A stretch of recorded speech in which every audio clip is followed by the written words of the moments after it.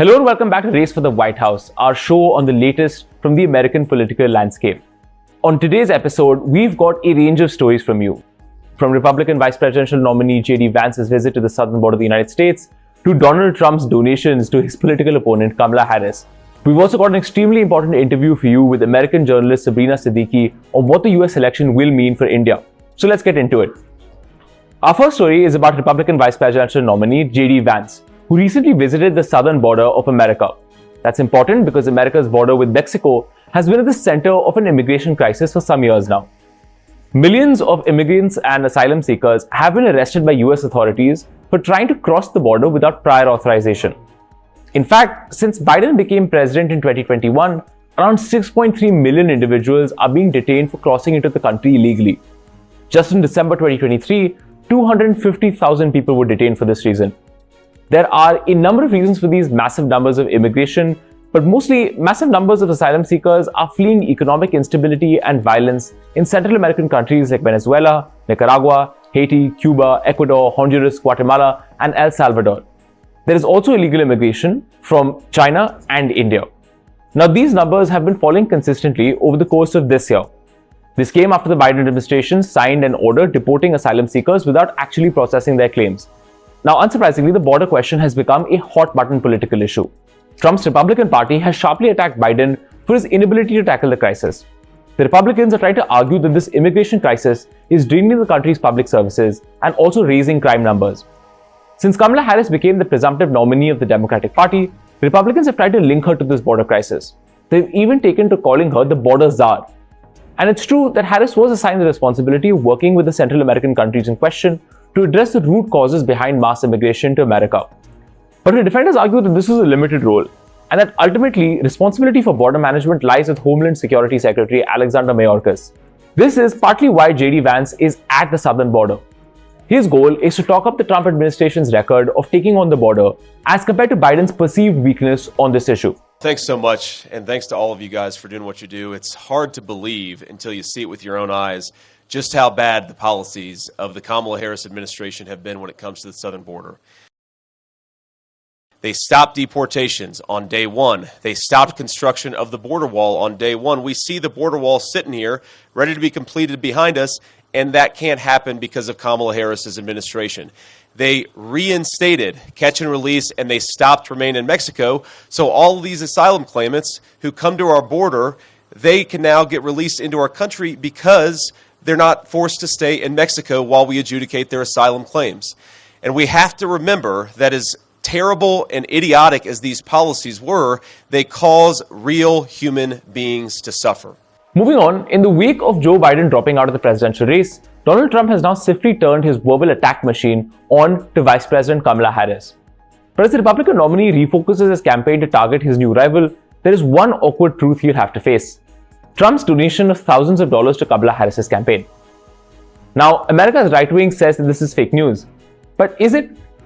California government records actually show that the former president did donate to Kamala Harris's re-election campaign as the Attorney General of California, not once, but twice.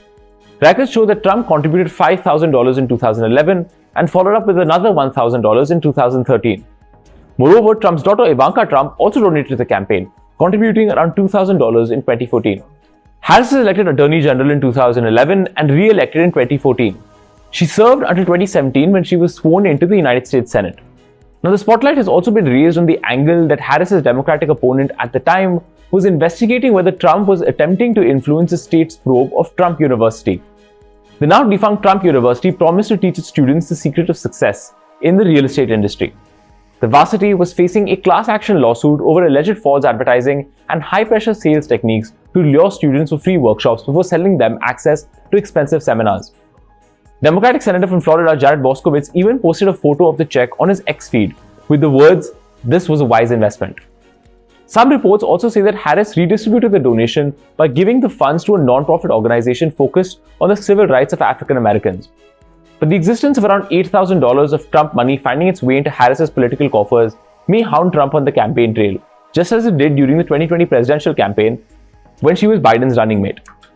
However, according to a Fox News investigation, Trump had made the payment at the request of New York's top prosecutor at the time, Eric Schneiderman. Schneiderman had reportedly held a fundraiser for Harris in 2011, and Trump was persuaded to buy a ticket for the event at the top price of $5,000. You must also know that in Trump's earlier days as a businessman, he donated both to Democratic and Republican candidates. Some big names who received his donations include Hillary Clinton and Joe Biden. Trump also donated to Biden's Senate campaign in 2001 and to Clinton's campaign in 2006. But records show that after 2010, Trump began donating almost exclusively to Republicans. Now moving on, we've also got an interesting interview for you with American journalist Sabrina Siddiqui, who works for the Wall Street Journal. She sat down with Geeta Mohan, the head of India Today Global, to sit down and talk about what the American election will mean for US-India relations and how Trump and the Harris campaigns will look at their relationship with India. Trump vis-a-vis Kamala Harris, who do you think would be better for India, or what are the positions that you think would be very difficult for India should Trump should Trump come to power, or should Kamala Harris become president?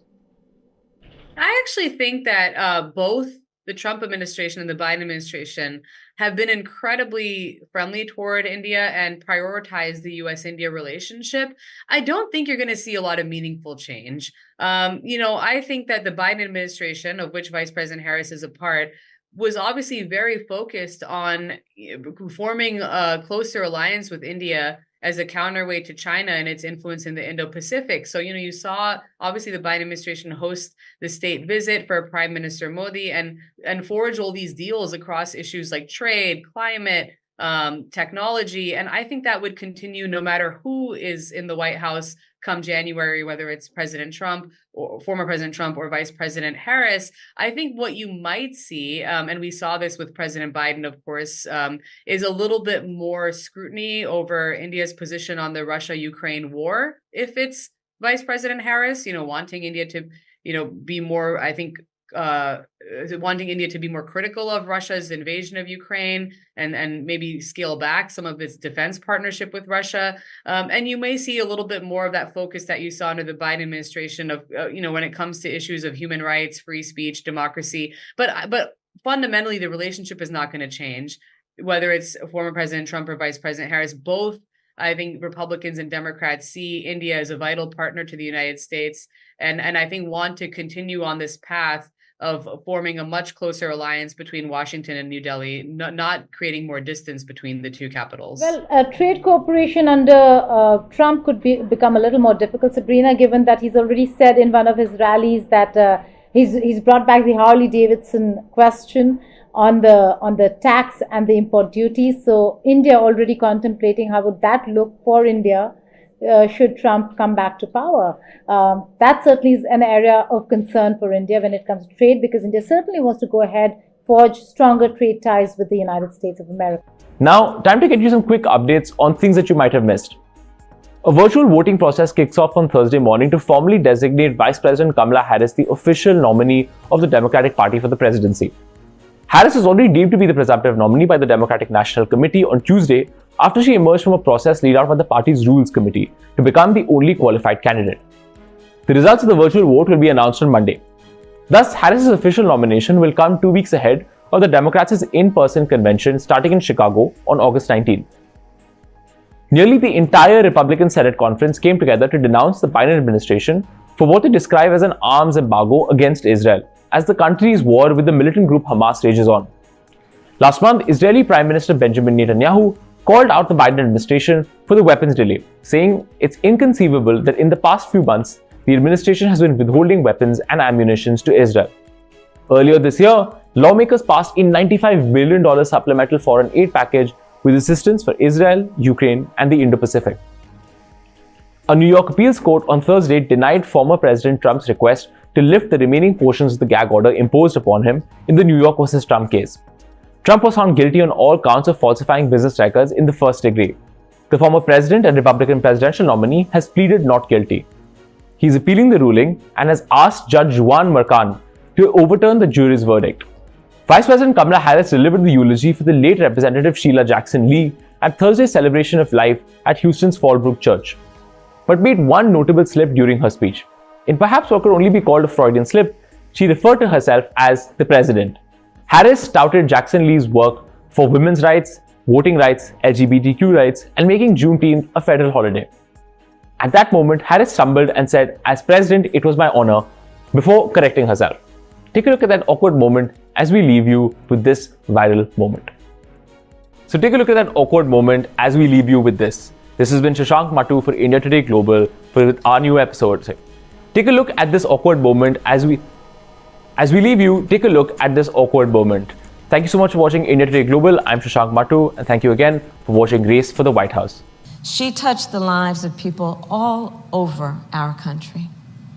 As a champion for women's rights, she helped reauthorize the Violence Against Women Act. As a fighter for LGBTQ rights, her support helped repeal Don't Ask, Don't Tell.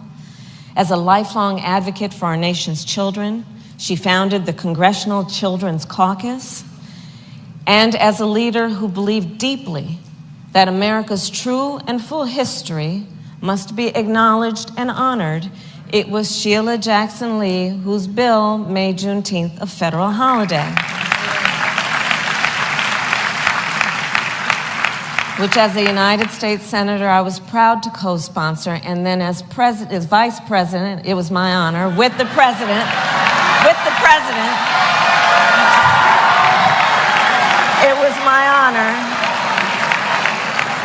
was my honor with our President Joe Biden to stand beside Congresswoman Sheila Jackson Lee as our President signed her bill into law.